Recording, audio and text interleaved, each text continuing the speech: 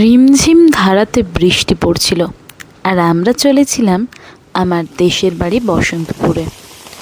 বসন্তপুরে আজকে আমাদের যাওয়ার কারণ হলো আমার বৌদির 9 মাসের স্বাদ আছে। সেখানে বেশ বড় সড়ো খাওয়া দাওয়া হবে, বেশ হই হুল্লোড় মজা সব কিছুই হবে। সব কিছু মিলিয়ে আজকে প্রস্তুতি পর্ব আরম্ভ হয়ে গেছে।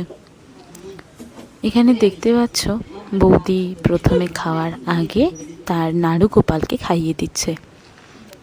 তাকে খাওয়ানো শেষ হলে বৌদি নিজে খাবে।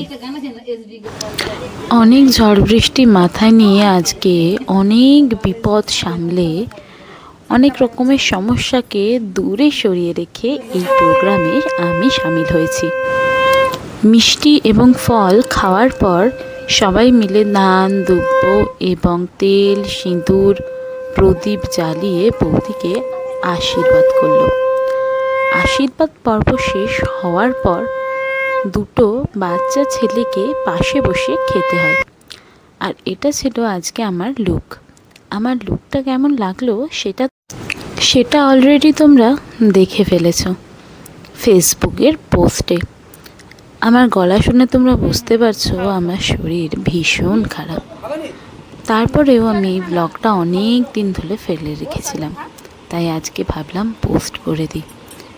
এরপর বৌদি এক থালা সাজিয়ে খাবার পরিবেশন করে সবাইকে খাবারে বসিয়ে নিজে খেতে বসলো।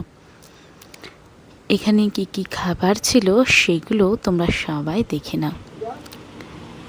আচ্ছা, তোমরা কি কেউ গেস করতে পারছো আমার ভাইপো হবে না ভাইজি? সে যাই হোক, একটা সুস্থ বাচ্চা আমাদের সবার কাম্য। তারপরে সবাই মিলে হই হই করে আমরা খেতে বসলাম। খাওয়ার নানান রকমের আইটেম ছিল, সেই আইটেমের কিছু কিছু তোমাদের দেখালাম।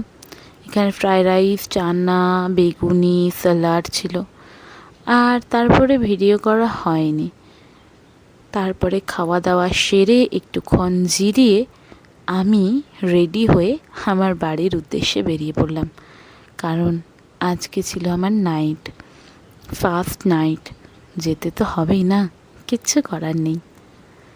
দেখতে পাচ্ছ সবাই আমরা গ্রামের রাস্তা দিয়ে এগিয়ে চলে যাচ্ছি আমার বাড়ির উদ্দেশ্যে কোলাঘাটে।